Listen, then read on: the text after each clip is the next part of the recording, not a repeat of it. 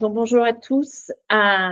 Pour ce quatrième webinaire, on va parler davantage de tous les grands principes et comment vous pouvez vous préparer pour intégrer des IA chez vous. Donc, ça va vraiment être découpé en deux parties. Pourquoi le sujet de l'indépendance technologique est si important aujourd'hui? Ça tombe bien, c'est une semaine intéressante à ce sujet-là. Et après, on va passer rapidement à comment concevoir des solutions IA pérennes, évolutives et maîtrisées. On va se laisser un petit peu de temps pour vos questions-réponses à la fin, en sachant que c'est déjà dense comme planning. Donc, si jamais il faut prendre des rendez-vous pour en échanger après, ça sera avec grand plaisir. On verra bien combien de temps il nous faut pour traiter ce sujet. Donc, je vais passer la main à Faraz. Alors, moi j'ai un challenge, on m'a dit que j'y arriverai jamais dans le temps imparti parce que j'ai mis trop de slides et on s'est moqué de moi, donc je vais aller très vite. Bon, j'ai rien à vous apprendre, on croyait être les alliés des Américains, comment dire, le monde s'effondre. Donc nos certitudes sur nos alliés américains, c'est compliqué ces temps-ci. Donc miser que nos systèmes d'information de demain qui auront au cœur l'intelligence artificielle que sur des providers américains, ça devient un pari qui peut être risqué par la politique, mais pas que. Il faut comprendre une chose, c'est que la croissance américaine, là, ces temps-ci, n'est que basée sur un marché hyper spéculatif autour de l'IA. Et il y a des acteurs comme ChatGPT, OpenAI, qui peuvent s'effondrer du jour au lendemain. Et un des signes sur lesquels il faut faire très attention, c'est quand on voit que l'arrivée des derniers modèles de DeepSeek, qui sont aussi performants que des modèles comme le 4O, qui permettent déjà de faire beaucoup de choses en entreprise, son prix est 60 fois moins élevé que l'équivalent américain. Donc, il y a beaucoup de choses qui font que il faut faire très attention et ne pas mettre tous ses œufs dans le même panier. En plus, la réalité, c'est ce que j'étais en train de dire, c'est que les modèles open source atteignent des niveaux équivalents aux modèles payants. Donc, je ne parle pas du thinking, je ne parle pas de l'agentique, je parle des modèles de base qui devinent le prochain mot, ceux que vous serez obligés de construire, de mettre au cœur de vos systèmes d'information pour pouvoir réaliser des choses importantes pour vous. Il faut voir avec les Chinois qu'on arrive à une ère où l'intelligence devient consommable, comme de l'eau. Et c'est le moment de réfléchir à si jamais le fait du calcul du prochain mot devient si peu cher, est-ce qu'il faut centrer tout son système sur ça et donner les clés à des providers qui vont, eux, avoir comme vocation de de créer des dépendances. Et nous, on pense qu'il faut faire très attention à ce moment-là, à bien construire son système d'information. Mais concevoir un système d'information où l'IA va devenir une part hyper importante de tout le système d'information dans une architecture souveraine et sécurisée, c'est pas si simple que ça. C'est un enjeu complexe. Est-ce que ça? Donc, lors de la présentation, il y a beaucoup de gens qui font des beaux slides et qui expliquent aux autres comment faut faire, mais qui l'ont pas fait. Donc, ce qu'on a choisi de faire, c'est de vous montrer sur le côté des images de notre outil à nous, notre outil Oxa Pocket, qui permet justement de donner l'accès à tous les gens de l'entreprise, à tous nos assistants et à tous les LLM. La première des choses, c'est que on ne délègue pas certaines parties très importantes. C'est un système hôte 2, donc il peut se brancher à n'importe quoi. Nous, on a Google, mais on pourrait très bien avoir tout d'un bout à l'autre en authentification. On n'aurait même pas besoin de Google. Les années passées, l'obsession, c'était que les LLM devaient nous donner des bonnes réponses. Là, via Pocket, je lui ai parlé, je lui ai demandé, pour faire une jolie image, je lui ai demandé, donne-moi la définition de l'agentique. Hop, j'ai eu accès à Mistral sur le côté aussi facilement. Et Mistral est aussi bon maintenant que GPT-4, Claude. Il n'y a plus de différence. Sur cette partie, réponds-moi, il n'y a plus de différence. Et je vais même aller plus loin, il n'y aura bientôt même plus de différence avec des LLM locaux. Parce que les cartes graphiques deviennent plus performantes, les PC deviennent agentiques et ils vont pouvoir supporter le calcul matriciel et vous donner des résultats. Vous n'aurez plus besoin d'aller à l'extérieur pour ce genre de demande. Mais maintenant, la demande a changé. La nouvelle obsession, c'est pas, c'est plus qu'est-ce que tu sais, c'est qu'est-ce que tu peux faire pour moi. Et là, ça change tout. Et sur le côté, je vais vous expliquer conceptuellement quelle est la différence. C'est quand vous arrivez sur notre outil, le premier assistant que vous rencontrez, c'est chercheuse d'assistant.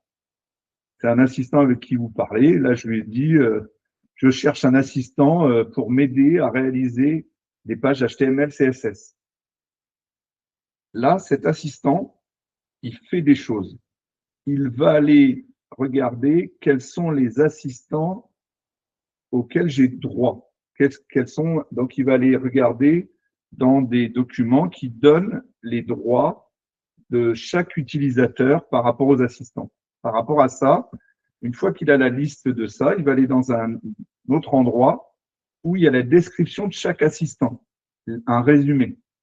Et il va aller donc regarder, analyser par rapport à toutes ces listes de résumés, quels sont ces assistants qui ont été créés par n'importe qui dans l'entreprise, qui pourraient correspondre à ma demande.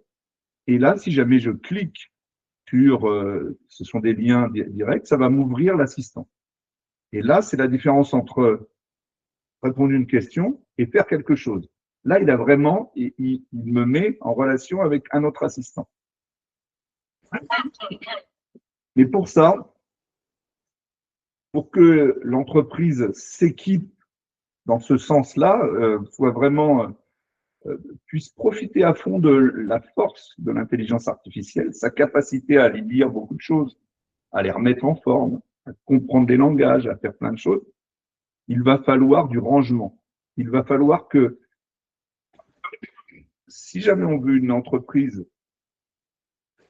qui soit complètement IA compatible, il va falloir comprendre qu'elle a besoin d'informations rangées.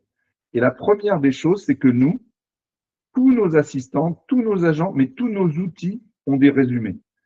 Là, quand vous arrivez, nous, c'est ce que je montre sur l'outil sur le côté, c'est nous avons un assistant qui, on n'a qu'à faire un clic, qui reprend tout le prompt et qui crée directement le résumé. Comme ça, l'utilisateur qui crée un nouvel assistant n'a pas à créer son résumé. Le résumé est créé automatiquement, il peut le refaire, le changer, le faire comme il veut. Et ça veut dire que tout va pouvoir être recherché facilement. Et c'est pour ça que je parle aussi bien en réalité des assistants, des outils, voire des bases de connaissances. Et c'est là où on voit qu'il y a une urbanisation importante à créer si jamais on veut un vrai système orienté intelligence artificielle. La stratégie des grands ces temps-ci est au contraire de vous enfermer et de vous procurer des services. L'idée est simple, c'est si jamais au début un LLM c'était là pour deviner le prochain mot, pour répondre à votre question. Bon, il avait son système d'authentification, on a rajouté l'historique, comme ça vous pouvez retrouver vos conversations plus facilement. Puis on a rajouté des fichiers, on a rajouté les prompts, les GPTs, et vous commencez à avoir votre environnement. C'est plus facile de travailler avec ça. Oui, mais il faut savoir séparer les choses. C'est-à-dire que l'idée, c'est le LLM intrinsèquement, il faut le garder, mais tout le reste, c'est à vous. L'historique, c'est à vous de garder toutes vos conversations et toutes les conversations de l'entreprise parce que c'est une richesse. Ça ne doit pas sortir. Donc, nous, par exemple, tout est mémorisé. Il faut imaginer ça comme une architecture découplée. Pouvoir l'agent avec, j'ai mis des exemples d'outils open source. Nous, on a testé tous les outils open source du marché. Nous, quand on a lancé toute notre construction, il couvrait que 60% de ce qu'on voulait. Donc, on a tout refait en code. Tout, mais avec des briques, on peut faire l'équivalent à 80% de ce qu'on a fait maintenant. Donc là, l'idée est simple, c'est qu'un LLM, il doit être interchangeable. Ici, nous, quand on fait un assistant, il suffit de choisir un LLM, on fait une recherche, on tape le nom d'un des LLM, que ce soit en API ou en scrapping, parce que nous, nos outils peuvent aller directement brancher vos comptes. Donc, ça doit être aussi simple que ça de retirer ou de pouvoir changer. Pourquoi ça doit être aussi simple? C'est parce qu'il y a beaucoup de croyances. On a tous l'impression que Mistral, il est moins bon. C'est pas vrai. Mistral, sur la plupart des questions que vous posez, il est aussi bon. Si jamais c'est aussi facile que de décocher et de réessayer, ça pose pas de problème et on peut le faire. Si vous atteignez ce niveau-là, là, dans ces cas-là, une des richesses de votre entreprise, ça va être la culture du prompt. Le prompt, c'est comme du code en réalité. Et le prompt, il faut pouvoir se le passer un bout de code. Et nous, c'est vraiment l'idée derrière. Nous, nos prompts sont pris parce qu'ils ont de la valeur, ils sont versionnés. Donc, comme le code, là, on est en 3.0 sur ce prompt-là, et ils peuvent être échangés, donnés, parce que il y a des droits. Donc, quand tout à l'heure je disais qu'un LLM peut être changé à la volée, nous, c'est du glisser-déposer. C'est on attrape, là, j'avais un opus, j'ai attrapé le 4.5 opus et je suis en train de le glisser, je le mets en niveau 1, par exemple. Si jamais, il y a 2 jours, je travaillais beaucoup avec le 4.5 opus pour faire des trucs un peu compliqués, et pendant 1 heure, là, à 20 heures, euh, plus de réponse. Ça a été aussi facile pour moi que de changer de LLM. C'était rien. Dans une entreprise, si jamais vous avez quelque chose comme ça bloque tout. Et il ne faut absolument pas que ce soit construit comme ça.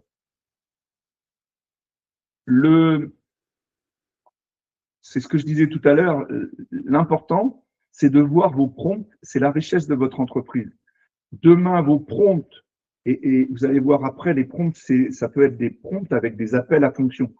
Des appels à fonction, en réalité, c'est des appels d'outils. Et toute cette richesse-là, ça doit rester chez vous.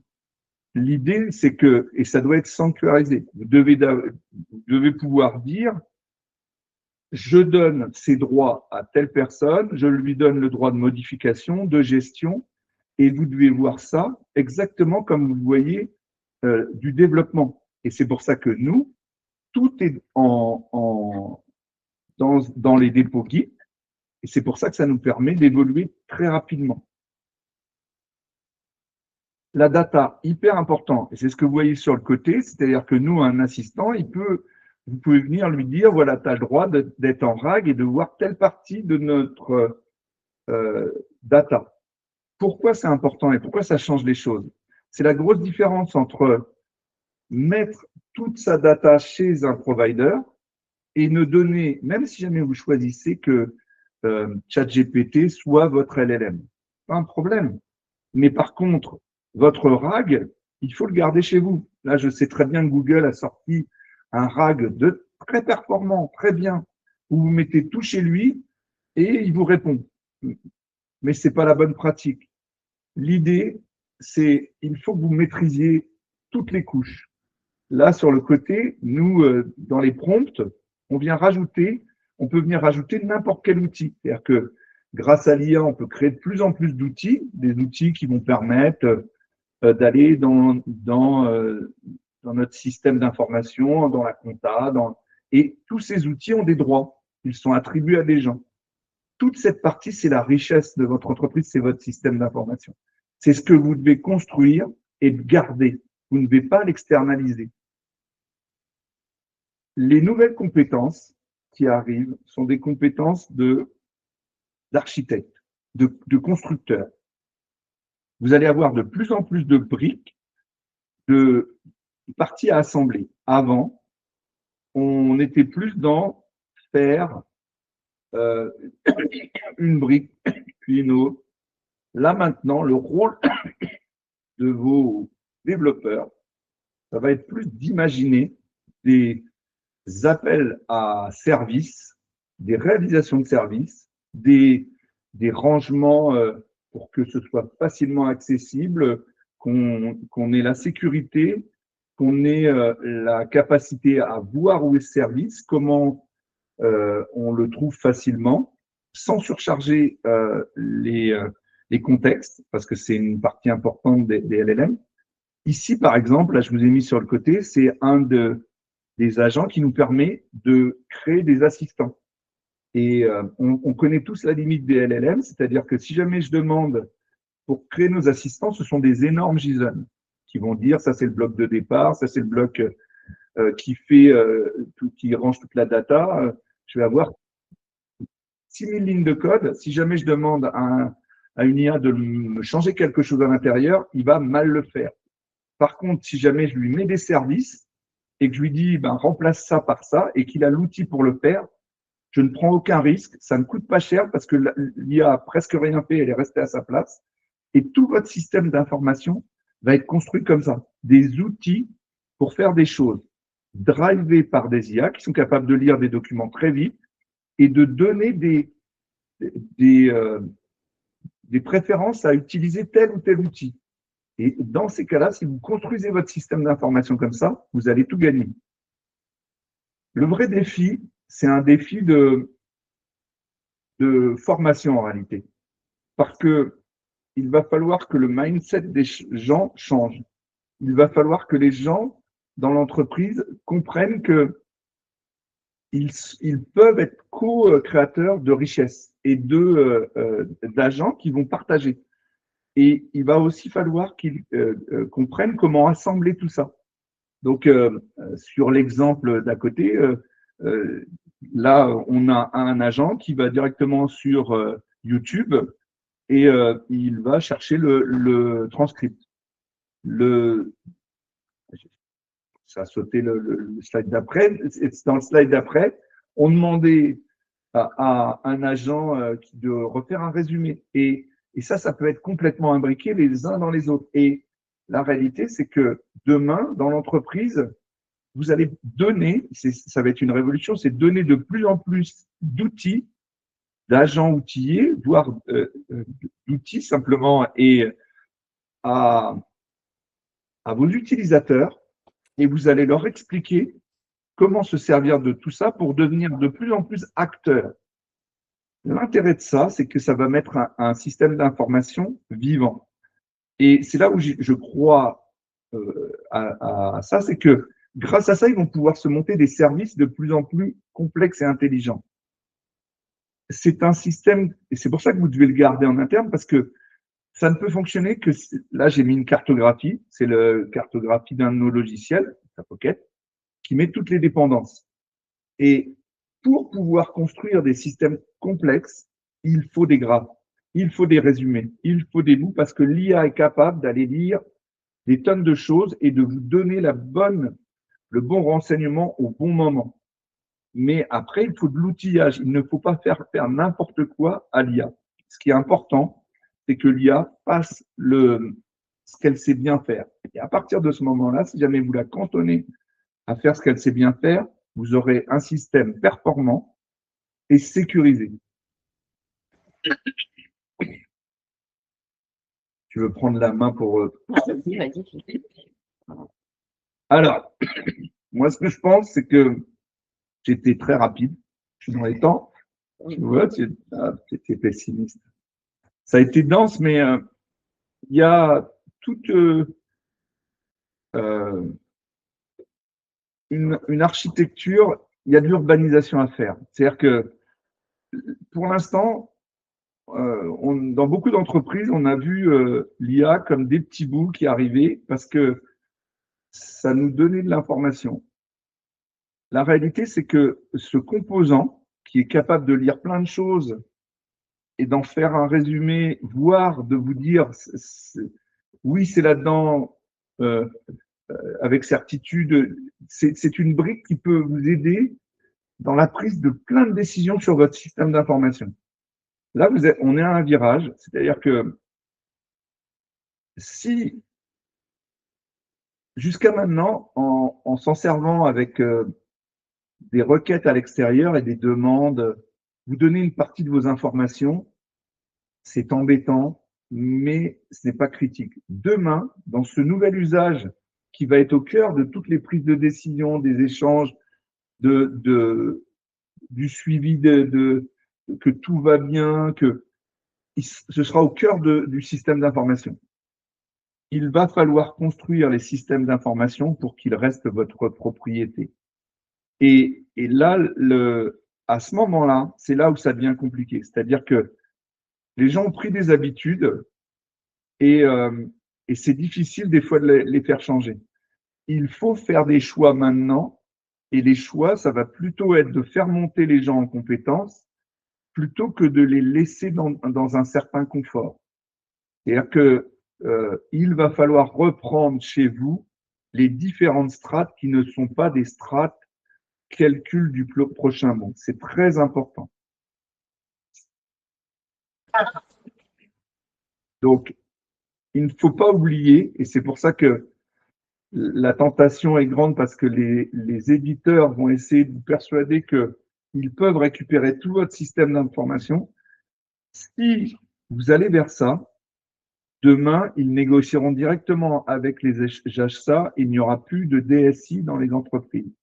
Je ne pense pas en plus que c'est la bonne voie. Je pense que la bonne voie, c'est une voie de structuration et une voie d'appel au LLM vers l'extérieur. Mais d'ici peu de temps, avec l'amélioration des processeurs et des modèles open source, je pense même que vous aurez des systèmes complètement sécurisés.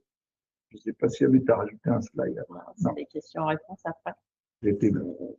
Est-ce que vous avez des questions? Est-ce qu'il y en a? Peut-être intervenir, faire part de vos commentaires, vos retours, que ce soit par chat ou par oui, ouvrir le micro, il n'y a pas de souci.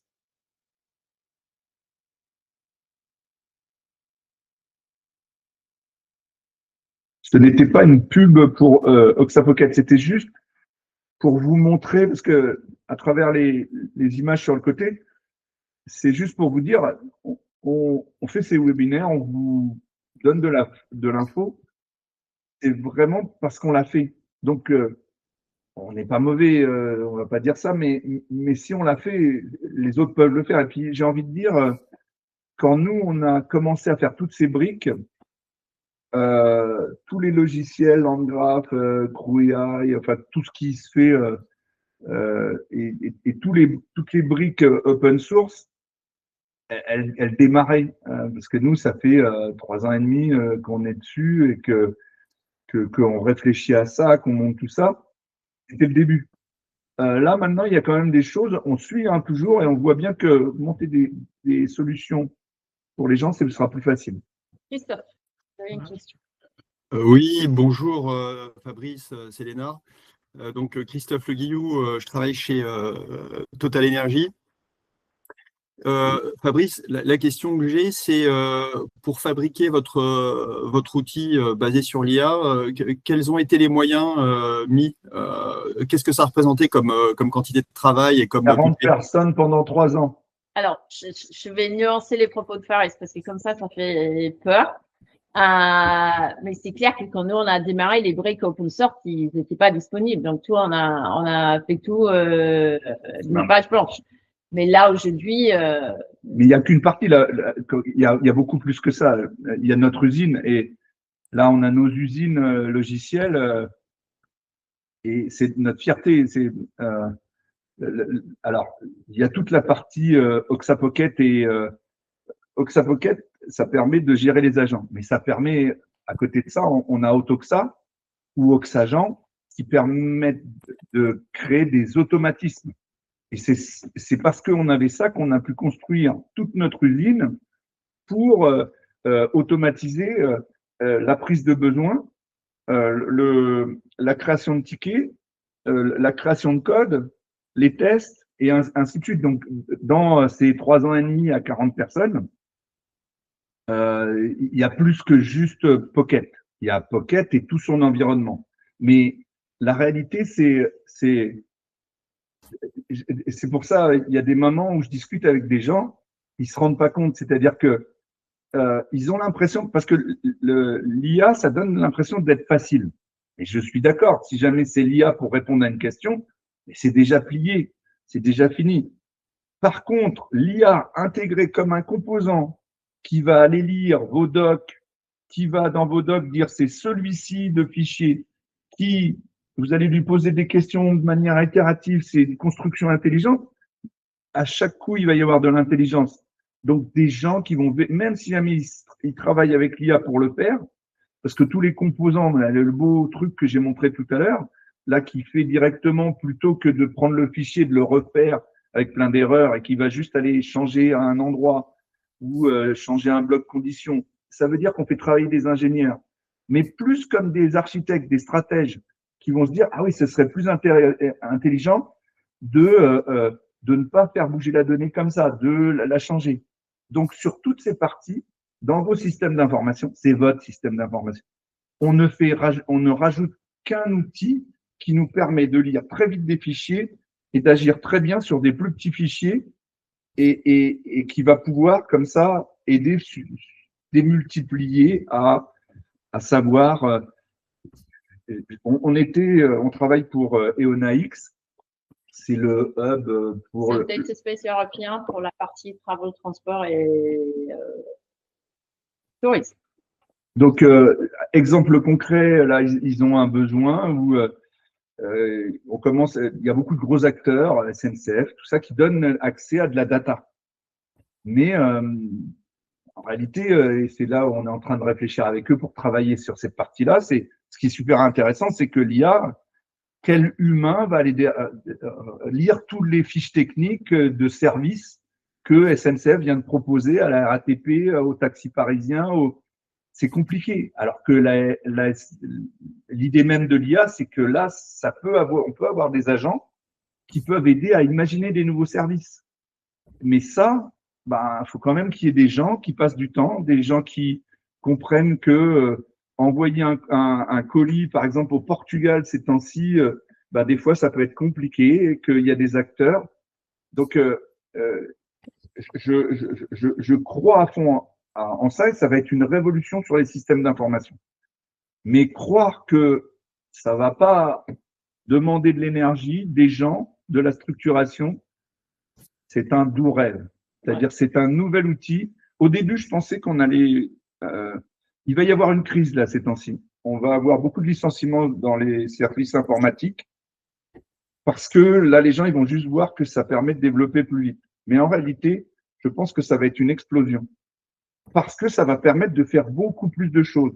Grâce à ça, on va pouvoir remettre l'utilisateur qui, dans l'entreprise, qui a le métier, qui connaît, qui a la compétence, au cœur de tout ça et qui va pouvoir, lui, rapidement construire son système d'information à lui, avec la validation des techniques, la vérification, mais ça va générer 10 fois plus de travail en réalité. J'arrête. C'est une réponse un peu longue, mais c'est un vrai projet, Christophe, pour pouvoir vraiment l'intégrer. Donc, il peut avoir des petits bouts où c'est la mise en route d'une usine ou la création d'un agent qui est simple. Si vous voulez refondre tout avec une usine de l'IA qui va gérer aussi bien de l'expression des besoins jusqu'à la documentation utilisateur en faisant tout entre les deux, c'est un projet conséquent sur lequel il faut soit construire des briques, soit prendre des briques par ailleurs. Ça reste un projet à part. Oui, c'est logique que ce soit quelque chose d'assez conséquent. Et petite question complémentaire, quelle est l'évaluation que vous faites sur la qualité de ce qui est généré et quel travail ça demande derrière aux humains de reprendre justement les écarts? Alors, ça donne ça sur le méthodique. Je ne sais pas si toi tu… Vas-y, réponds, je vais essayer. Ouais. Donc, eh ben, ça tombe bien, ma mère est normande, donc je vais faire une réponse de normand. Donc, ça dépend de l'énergie qu'on a mis au début. Pourquoi je dis ça? C'est une IA, il n'y a pas de secret. On est content parce que, et ça va faire très prétentieux ce que je vais dire, et c'est pas comme ça que je le dis. Je suis en train de voir que Claude Code est en train de rattraper ce qu'on faisait il y a 1 an et demi. Il n'y a pas de secret hein, pour le code. Si jamais vous faites un graphe de tout le code, nous, on était très contents parce que pendant une période, comme on avait démarré avant les autres et qu'on disait rien à personne, qu'on était dans notre coin, si jamais on veut qu'un code soit bon, ben, nous, dans notre process, il a fallu expliquer à la machine ce que c'est est-ce qu'un code est bon? Ça veut dire quoi? Ça veut dire déjà qu'on a clarifié tout. Et nous, ce qu'il y a d'intéressant, c'est que on s'est rendu compte quand on est rentré dans ce process que ça a été très intéressant aussi pour nos équipes de développement. Parce que le non-dit, c'est une catastrophe. Sauf que personne n'aime faire de la doc. Et rien que cette partie-là pour dire, voilà nos normes de développement. Et sur toutes les choses, si jamais vous avez ça, plus après, à chaque coup que vous voulez changer une fonction, mais si jamais, dans une fonction, il y a toujours plein d'autres fonctions, il y a toujours plein d'appels, plein de dépendances. Si jamais à l'IA, vous lui avez fait les graphes, tout à l'heure, mon joli graphe là du logiciel, et que instantanément, quand vous lui parlez, elle a toute la documentation sous le bras pour savoir comment elle doit bien faire, elle a toutes les dépendances, elle a toutes les bonnes règles, et en plus, vous avez des petits trucs et astuces, vous en faites pas travailler une, vous en faites travailler plusieurs, et vous décomposez les tâches d'abord, donne-moi ton plan, une fois que ça, et puis je te critique, et une fois que ça c'est fait, on fait le code, et après je l'intègre, après je le teste, et après je fais des boucles. Oui, on a des super résultats. Est-ce que ça a coûté un peu d'argent? Malheureusement, oui. Mais maintenant, nous, on sait le faire. Justement, je voulais rebondir sur la méthodologie que nous, on a pu mettre en place, qui n'est pas venue tout de suite et il nous a fallu… donc, c'est justement, je suis ressortie de… Tu vois mon écran? Non, je vois pas ton écran. J'arrête. Tu partages? Ouais. C'est là. Vous voyez mon écran? Oui. Oui, super. Dans notre méthodologie aujourd'hui, pour pouvoir justement gérer cette notion de contexte, ce qu'on dit, c'est la base quelque part, c'est de pouvoir construire un graphe de connaissances ou un graphe de savoir. Donc, c'est un petit peu le schéma que vous avez vu sur le côté des slides de Paris, c'est rose et jaune. C'est les dépendances, c'est toutes les informations nécessaires pour pouvoir comprendre l'application par le code. Mais après, on va pouvoir aussi alimenter avec d'autres documents. Donc, et c'est quelque chose qui va évoluer au fur et à mesure. Plus vous êtes en mesure de mettre en place du contexte sur lequel l'LLM il va s'appuyer, plus vous allez avoir des résultats intéressants. Et c'est pour ça aujourd'hui, nous, on a sur nos usines, on a la graphe de connaissances, on a la documentation existante qui a été générée par l'IA, relue par les humains. Oui. Parce que il faut que l'information soit bonne. Il faut beaucoup de bonnes informations pour que l'intelligence artificielle soit bonne. Et c'est vraiment le cœur. C'est ça. Hein. Et c'est pour ça, voilà, c'est un peu comme un taux de couverture de test. Vous ne commencez pas avec un taux à 100%, vous allez commencer peut-être avec 30, 50, 70, et après, au fur et à mesure, ça va s'améliorer. Et là, aujourd'hui, on a plus de recul et on a compris qu'est-ce qu'il faut mettre en place pour qu'on puisse aujourd'hui atteindre des résultats qui sont super intéressants, que ce soit sur la partie usine de développement classique, que ce soit sur les phases en amont ou en aval. Y a-t-il d'autres questions?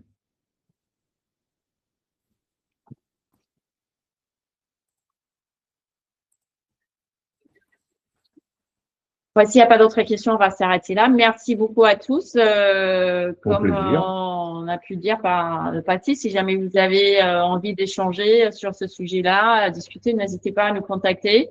Ça nous aide aussi à identifier des sujets pour des webinaires à venir. Donc, c'est avec grand plaisir. N'hésitez pas à nous solliciter. Merci encore. Bonne journée à tout le monde.